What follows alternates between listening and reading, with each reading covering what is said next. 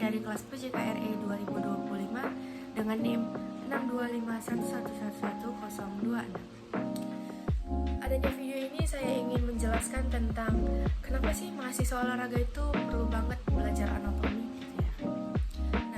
Nah, tanpa berlama-lama, mari saja ikutin terus penjelasan saya.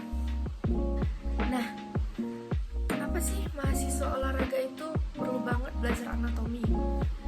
Yang pertama itu, anatomi itu sederhana. Ilmunya itu mempelajari bagian-bagian tubuh kita, mulai dari tulang, otot, sendi, sampai sistem yang bikin tubuh kita bisa bergerak.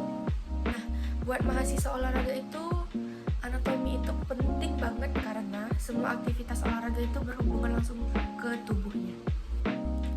Apa sih manfaat belajar anatomi? Nah, yang pertama itu ada biar paham cara kerja tubuh. Kenapa? Karena kita jadi tahu otot mana yang bekerja saat melakukan gerakan tertentu. Contohnya pas menendang bola, itu otot paha mungkin menjadi banyak bekerja gitu. Terus paham bagaimana tulang, sendi, dan otot saling mendukung biar gerakan menjadi efisien. Nah, yang kedua itu ada latihan jadi lebih tepat dan efektif. Bisa menyusun program latihan sesuai otot yang mau dikembangkan. Lalu teknik olahraga bisa diperbaikan karena kita paham struktur tubuh. Dan yang ketiga, menghindari latihan yang salah arah atau malah bikin cedera. Nah, yang ketiga itu ada membantu mencegah cedera. Kenapa membantu mencegah cedera? Karena kita tahu bahwa batas gerak sendi jadi gak memaksakan tubuh. Dan yang kedua, bisa mengenali posisi tubuh yang aman waktu latihan. Nah, lebih paham jenis latihan mana yang cocok buat kondisi tubuh tertentu. Nah, yang keempat itu ada pentingnya saat rehabilitasi cedera. Dengan pahamnya anatomi, kita bisa mengerti kenapa suatu cedera itu terjadi dan bagaimana prosesnya dan bagaimana proses penyembuhannya. Nah, bisa memilih latihan pemulihan yang pas sesuai struktur tubuh yang mengalami cedera. Dan yang kelima itu ada mempermudah komunikasi dengan pelatih atau tenaga medis. Jadi istilahnya anatomi ini bikin kita bisa menjelaskan lokasi cedera dengan jelas.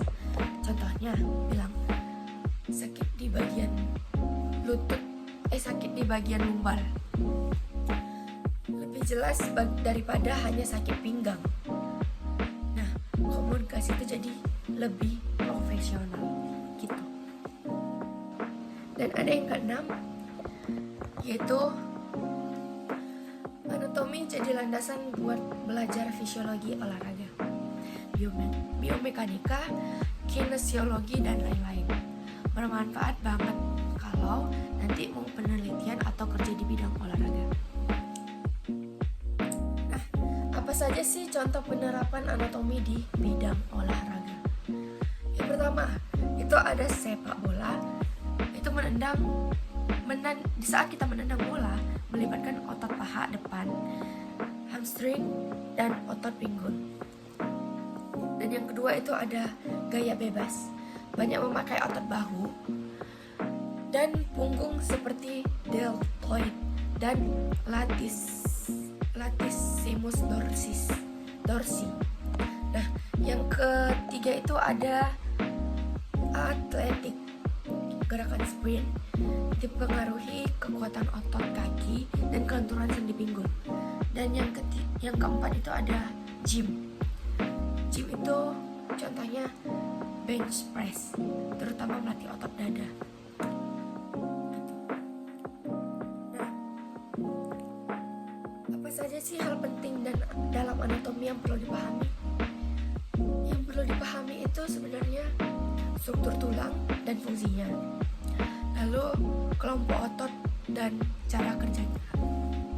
Terus yang ketiga, jenis-jenis sendi dan batas gerakannya, lalu hubungannya sistem saraf dengan gerakan, lalu kaitkanlah anatomi dengan teknik gerakan dalam olahraga. Nah, apa sih kesimpulan dari anatomi yang mencakup mahasiswa olahraga ini? Kesimpulannya itu, anatomi adalah bekal dasar mahasiswa olahraga. Dengan memahami anatomi, kita bisa latihan lebih aman, teknik olahraga jadi lebih baik, performa meningkat, dan cedera bisa diminimalkan. Dan pokoknya itu, belajar anatomi bikin kita lebih ngerti tubuh sendiri dan lebih siap terjun ke dunia olahraga secara profesional.